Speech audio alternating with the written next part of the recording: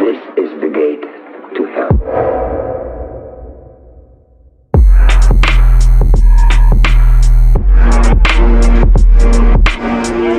This is the gate to hell.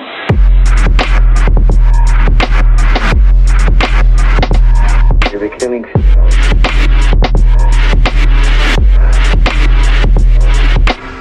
Search through these catacombs, you could find the gate to hell.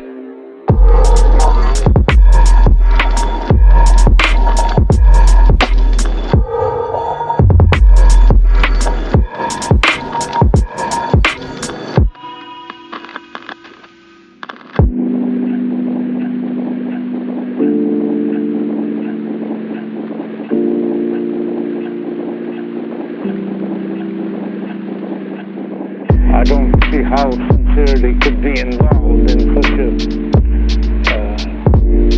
silly so-called religion. He has convicted his soul himself to the devil. He has no part of God. Everything he do over there is no part of God. Nothing God had anything to do with. It's something he created in his own mind.